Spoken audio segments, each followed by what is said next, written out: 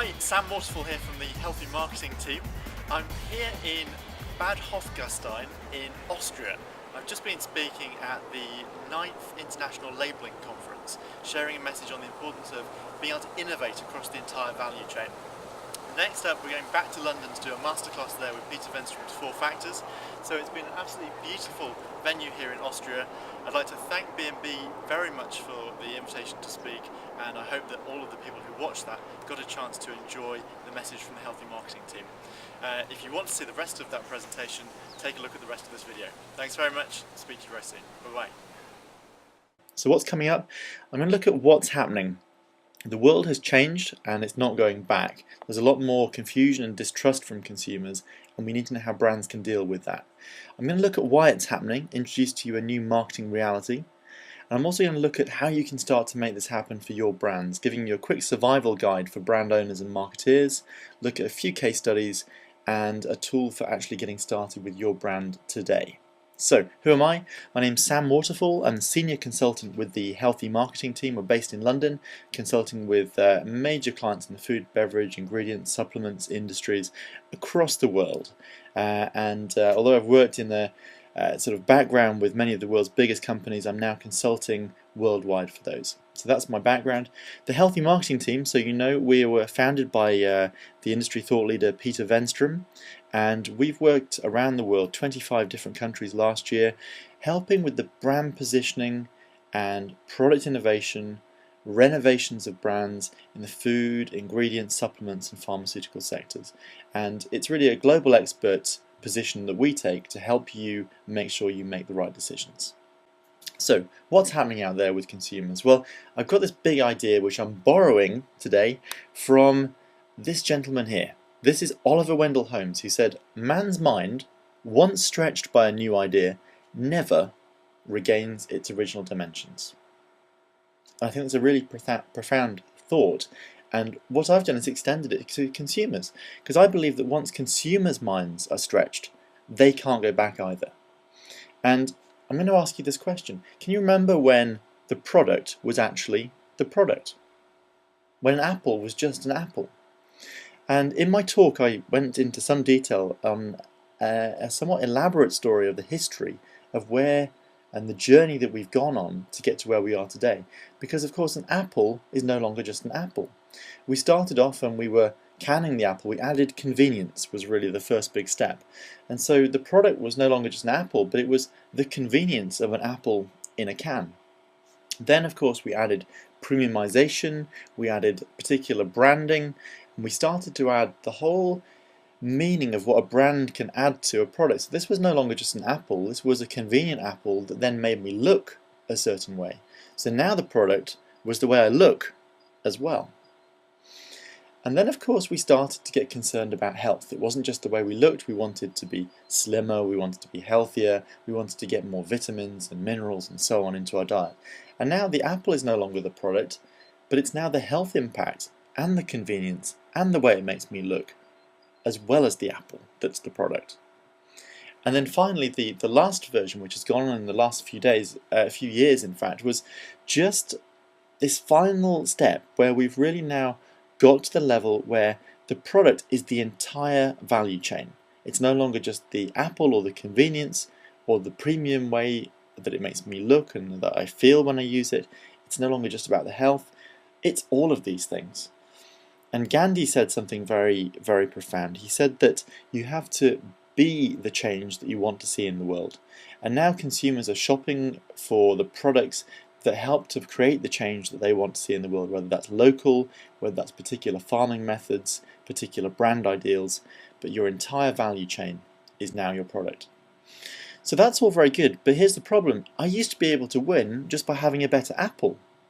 Now I'm at risk along my entire value chain. And what that means for you, if you're a manufacturer, if you're a retailer, if you're a brand owner, it means that there's actually now nowhere to hide. Consumers want to see exactly what you're doing, and now they've looked inside your value chain, they want to see more. But when they look deeper, quite often, unfortunately, companies have disappointed them. And so we've got a loss of trust, we've got growing confusion amongst consumers, And very importantly, we've got a very much a declining faith in experts. And this is the kind of reason why. When you get this kind of commercial, which is trying to put an expert in a position of authority, but something that we can't possibly believe, then that's why we start to judge and start to doubt. And also when we start to see things like this, which are telling us that it's only using dairy, fresh cream, real vanilla and the finest fruits and nuts, but then we see that there's everything else in there as well. And it could be things like this. If you do a search online, this is a UK newspaper, it tells us organic milk has more healthy fats than traditional variety. And in the same search, organic milk is not healthier, say Food Watchdog. So what's a consumer supposed to think? Well, I looked at the data from the research company Health Focus International, just seeing what had changed between 2008 and 2010 in their 18-country global shopper trend survey. Looking at this, this was the change in the consumers who are getting tired of experts telling me what foods are good for me. That's gone up from 40 to 44%. Here's another one. I'm confused about what I should eat to stay healthy. That's gone up from 35% to 40%. Up again. And here's another one. Buying local brands of food and beverages, they're interested in that, up from 62 to 68%, up again. Now, these are big numbers. I mean, the increase is happening in each of these areas, so people are looking for more of this, but look at the absolute number. Very, very big in each of these cases. We've got a lot of distrust, we've got a lot of people who are trying to shop for more truth, more honest expressions. Consumers are crying out for us to get this right. Now, why is it happening? Well, consumers, of course, are ever more demanding. That's you, me, and the people who are buying our products. We want the very best, and we demand to know exactly where it's come from and what you've done to it along the way. Now, this is the hand of the consumer, and what's scary about it is that this is the hand that chooses whether you get paid or whether your competitor gets paid. It reaches out to the shelf and selects the product that pays you and pays me. So it's vitally important we get that right. But now consumers have got more reasons to reject your product than ever before because they can see inside your value chain. They can see everything you're doing. It used to be enough that we could motivate people to buy. We'd tell them how good something was, tell them about the needs that we were meeting, the benefits we were giving them, and tell them the reason to believe, and their hand would gravitate towards our product. But now, there's also increasingly reasons to reject, and every reason to reject is a hesitation point for that hand. It will pull away, and if your competitor is telling a better story, and they are handling those reasons to reject, they're removing them, then quite often your consumer will pick your competitor, and that is when we don't get paid. So really what I'm introducing to you here is a new marketing reality. The move from just reasons to believe, which are still important, but now you also, as a marketeer or an innovator, must consider the reasons to reject. So your consumer actually has many reasons to reject at the moment. It could be lack of money, it could be that they don't believe the product is natural enough, maybe too many colours in there. It could be that they just don't see your product on the shelf. Maybe yours is the one that makes the competitor stand out. Or it could be what you're doing to the environment. How do you make this happen for your brands? What can you do to make it right? And how can you win? Well, I put it to you that it's about worldview. You can actually target by many different methods, but I think that actually understanding the viewpoint of your group of consumers is the number one most important thing. If you can actually zoom in to what is happening in the mind of your consumer, what she is really looking for, and really understand that, then you can actually start to match that. And that's what's going to be most important. Consumers have got ideas in their heads, their worldviews, which are just, in their minds, they're the truth. So here, fizzy drinks will rot my child's teeth. Now, is that true? Is that not true? It could be either. But if she believes it right now, that's going to influence the kind of products that she picks for her child. Here's another one. Organic is definitely worthwhile for the kids. So that's a view which is going to influence her shopping right now.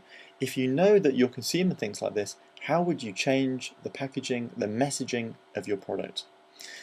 Now, have you ever tried to change someone's mind? Maybe a partner? Maybe a teenager? Trying to change anybody's mind is almost impossible. The easiest way for us to progress as marketeers is to actually match our product stories to customers' existing worldviews. So what we're doing is we're telling a story that they are already looking for, they already believe, and we're matching that. Now remember that the product is no longer the product. So we no longer buy just the product, but we actually buy the whole story. We buy the way the brand will make us feel, and we buy the entire value chain that goes with that product. And that goes from the ground and the raw materials at the first instance, right the way through to the way that that product and its packaging will be disposed of. So here's a 3-strategy survival kit, very quickly now, for marketing across your entire value chain. Here's the first one. Think about how you can, in any way, empower your consumer. By giving them more information, better connection, you put the choice in her hands. And this could be with an app. Now, even if you are a big company like a global dairy or something like that, and you think, well, our product is milk. No longer. Your product is the entire value chain. How can you bring more information to your consumer before your competitors do? Next strategy, using transparency to tell and sell.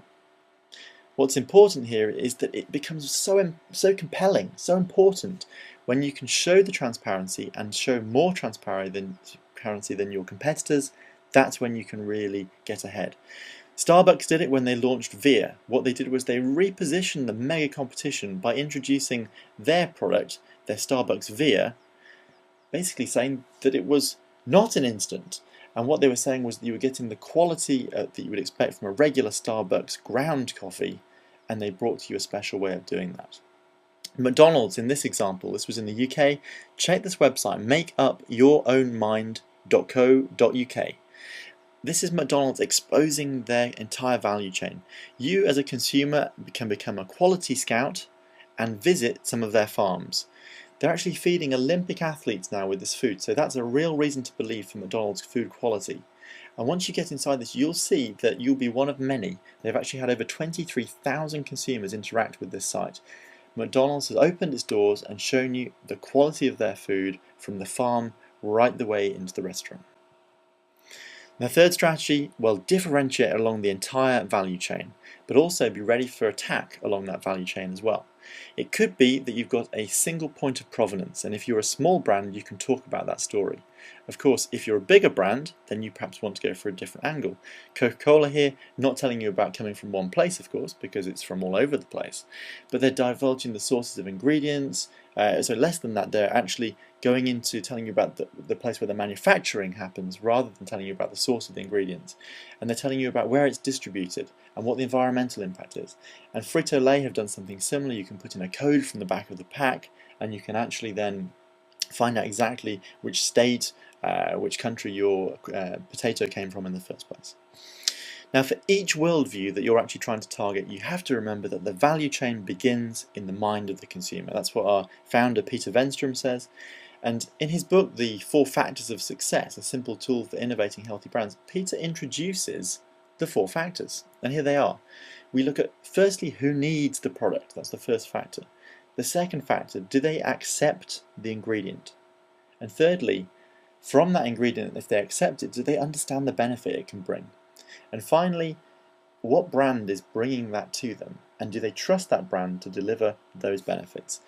Essentially, these 4 factors ask the question, does this concept hang together in a convincing way for our target consumer? Does it match the worldview? Now, I've told you about a new marketing reality, and I want to show you how you can use these 4 factors today. Simply like this. The factors of motivation actually are the ones which attract someone to your product. Getting these right, understanding the need and defining the benefit and explaining that properly will help people to actually come in and pick up your product. In contrast, of course, you've then got the factors of permission. Do they accept the ingredient? Is there a story you need to tell to make your ingredient acceptable? And do they trust the brand that's bringing them that ingredient? Because if they don't and we get these wrong, they will actually reject what you're trying to say. So we come back to Oliver Wendell Holmes and our big idea. Man's mind, once stretched by a new idea, never regains its original dimensions. And of course, following on to the consumer, once we stretch our consumer's mind, we've let them inside the value chain. Their minds are stretched and they're never going to go back. So in summary, what's happening now? The product is no longer the product. Your product is now your entire value chain, and that means that it's ripe for your innovation and differentiation from the field all the way through to the fork, but it's also vulnerable to competitor attack, so you need to be ready for that too. There's a new marketing reality. It's no longer just about the reasons to believe, but you've got to manage all of those reasons to reject, because otherwise you will lose consumers with a particular worldview. And how to make it happen for your brand? Your story must match the worldview of your target. Understand what they're looking for and tell that story that they want. And use the 4 factors to build in both motivation and permissibility into your brand story. Now, how long will it be before we at the Healthy Marketing team help to accelerate your brand? What we do is we help you whether you're looking at what next to help you avoid an expensive launch failure. If you're already in market and you want to know what to do next, we can help you avoid those catastrophic strategic choices that can lead to a brand failure. And if your brand is already declining, call us now, because we can help you to renovate that brand and bring it back onto the worldview of your target consumer. My name's Sam Waterfall. I'm Senior Consultant for the Healthy Marketing team. It's been a pleasure to share with you this brief synopsis of my talks. It will be a pleasure to share with you more details and to explain exactly how we can apply our tried and tested and proven ideas to your brand. I look forward to speaking to you. Please contact me by email, sam@healthymarketingteam.com, or you can follow me on Twitter, sam_waterfall, or of course, link to me on LinkedIn. It's been a pleasure talking to you. Thank you very much indeed. This is Sam Waterfall. Bye-bye.